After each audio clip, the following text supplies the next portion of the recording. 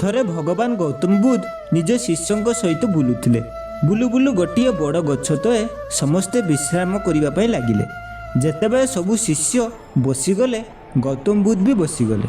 ତାପରେ ଗୌତମ ବୁଦ୍ଧ ନିଜ ଶିଷ୍ୟଙ୍କୁ ପଚାରିଲେ, କ'ଣ ଏଠାରେ ତମେମାନେ ଶାନ୍ତି ଅନୁଭବ କରୁଛ କି? ଶିଷ୍ୟ କହିଲେ, ହଁ, ଏଠାରେ ସୁକୁନ ମିଳିଲା, ଭଲ ଲାଗିଲା। ସେଥିରୁ ଗୋଟିଏ ଶିଷ୍ୟ କହିଲେ, ଭଗବାନ, ମୁଁ ଆପଣଙ୍କୁ ଗୋଟିଏ କଥା ପଚାରିବା ପାଇଁ ଚାହୁଁଛି। ମୋର ଜୀବନରେ ବହୁତ ଦୁଃଖ ଥିଲା, ସେଥିପାଇଁ ମୁଁ ସନ୍ନ୍ୟାସୀ ହୋଇଗଲି। ମୁଁ ଆପଣଙ୍କ ଶରଣରେ ଆସିଗଲି, କିନ୍ତୁ ମୁଁ ଆଜି ପର୍ଯ୍ୟନ୍ତ ବୁଝିପାରିଲିନି ଦୁଃଖ କ'ଣ ହୋଇଥାଏ। ଭଗବାନ ଗୌତମ ବୁଦ୍ଧ କହିଲେ, ମୁଁ ତୁମମାନଙ୍କୁ ଗୋଟିଏ କାହାଣୀ ଶୁଣାଉଛି, ସାୟଦ ତୁମେମାନେ ବୁଝିପାରିବ କି ଦୁଃଖ କ'ଣ ହୋଇଥାଏ। ଗୌତମ ବୁଦ୍ଧ କହିବା ପାଇଁ ଷ୍ଟାର୍ଟ କରିଲେ। ଗୋଟିଏ ସହରରେ ସେଠ ରହୁଥିଲେ। ସେଠଙ୍କ ବେପାର ବହୁତ ଭଲ ଚାଲିଥାଏ। ସେଠ ବେପାର ପାଇଁ ଅନ୍ୟ ସହରକୁ ମଧ୍ୟ ଯାଉଥାଏ। ଥରେ ସେଠ ବେପାର କାମରେ ଅନ୍ୟ ସହରକୁ ଯାଇଥିଲେ।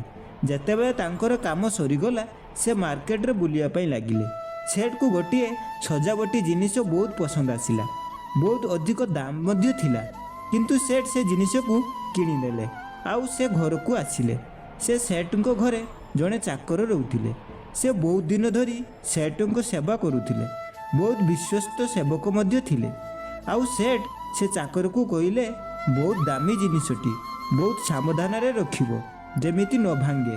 ଚାକର କହିଲେ, ମାଲିକ, ଚିନ୍ତା କରନ୍ତୁନି, ମୁଁ ସୁରକ୍ଷିତ ରଖିଦେବି। ସେଠଜୀ ନିଶ୍ଚିତ ହୋଇ ସେ ତାଙ୍କ କାମରେ ଚାଲିଗଲେ। ସେଠାରେ ଚାକର ଘରର ସଫାସୁତୁରା କରୁଥିଲେ, ଆଉ ଭୁଲରେ ଗଲତିରେ ଟେବୁଲ ଉପରେ ଥିବା ସେଇ ଜିନିଷଟି ଗଳି ପଡ଼ିଲା, ଆଉ ସେ ଜିନିଷଟି ଭାଙ୍ଗିଗଲା। ଯେମିତି ଜିନିଷ ପଡ଼ିବାର ଶବ୍ଦ ଶୁଣାଗଲା, ସେଠ ଦୌଡ଼ି ଆସିଲେ। ଦେଖିଲେ ସେ ଦାମୀ ଜିନିଷଟି ଭାଙ୍ଗି ଯାଇଛି।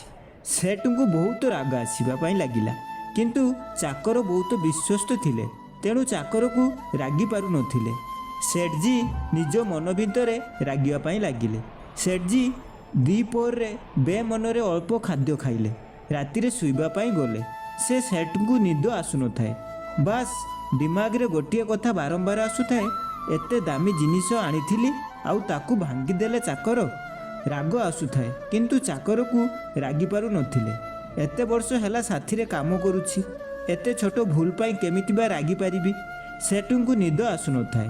ସେଠଜୀ ବାହାରକୁ ଆସିଲେ। ଦେଖିଲେ ଚାକର ଅନ୍ୟ ରୁମ୍ରେ ଶୋଇଛି ଆଉ ଘୁଙ୍ଗୁଡ଼ି ମାରୁଛି। ସେଠଙ୍କୁ ବହୁତ ରାଗ ଆସୁଥାଏ। ଏତେ ଦାମୀ ଜିନିଷ ଭାଙ୍ଗି ଦେଇଛି, କିଛି ଚିନ୍ତା ନାହିଁ, କେମିତି ଆରାମରେ ଶୋଇଛି। ତା ପରଦିନ ସକାଳେ ସେଠଜୀ ତାଙ୍କୁ ଗୋଟିଏ ବୁଦ୍ଧି ଉପାୟ ଆସିଲା। ସେଠ ଚାକରକୁ ଡାକିଲେ, କହିଲେ, ଶୁଣ, ମୋ କଥା ଶୁଣ। କାଲି ଯେଉଁ ଦାମୀ ଜିନିଷଟି ତମେ ଭାଙ୍ଗି ଦେଇଥିଲ, ତମକୁ ଜଣାଅଛି ମୁଁ କାହା ପାଇଁ ନେଇ ଆସିଥିଲି? ଚାକର କହିଲା, ମାଲିକ, କାହା ପାଇଁ ନେଇ ଆସିଥିଲେ? ସେଠଜୀ କହିଲେ, ମୁଁ ତମ ପାଇଁ ନେଇ ଆସିଥିଲି।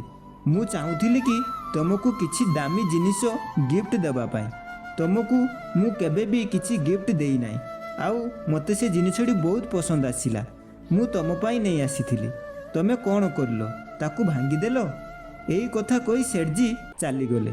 ଚାକରର ଦିମାଗ ଖରାପ ହୋଇଗଲା। ଚାକରକୁ ବହୁତ ଗିଲ୍ଟି ଫିଲ୍ ହେବା ପାଇଁ ଲାଗିଲା କି ମୁଁ ଏ କ'ଣ କରିଲି। ସେ ରାତିରେ ସେଠଜୀଙ୍କୁ ଆରାମରେ ନିଦ ଆସିଗଲା, କିନ୍ତୁ ଚାକରର ଦିମାଗରେ ପୁରା ରାତି ସେଇ କଥା ଭାବିବା ପାଇଁ ଲାଗିଲା କି ମୁଁ କ'ଣ କରିଦେଲି। ସେଠଜୀ ଏତେ ଦାମୀ ଜିନିଷ ଆଣିଥିଲେ ମୋ ପାଇଁ, ଆଉ ମୁଁ ଭାଙ୍ଗିଦେଲି। ତେଣୁ ଭଗବାନ ଗୌତମ ବୁଦ୍ଧ କହିଲେ ଶିଷ୍ୟମାନଙ୍କୁ କି ମୋତେ କୁହ, ଏଥିରୁ ଦୁଃଖ କ'ଣ? ଶିଷ୍ୟ କହିଲେ, ଭଗବାନ, ଦୁଃଖ ଗୋଟିଏ ବିଚାର ଅଟେ। ଭଗବାନ ଗୌତମ ବୁଦ୍ଧ କହିଲେ, ବିଲକୁଲ ଠିକ୍ କଥା କହିଲ।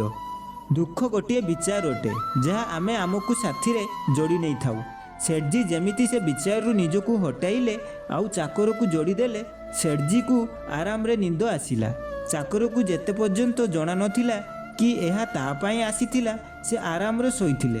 ଯେମିତି ଜାଣିଲେ ଚାକର ତାଙ୍କ ପାଇଁ ଜିନିଷଟି ଆସିଥିଲା, ସେ ଦୁଃଖୀ ହୋଇଗଲେ।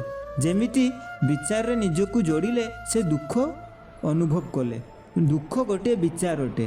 ଯଦି ଆମେ ଯୋଡ଼ି ନେବା, ତାହେଲେ ଆମେ ଦୁଃଖୀ ରହିବା।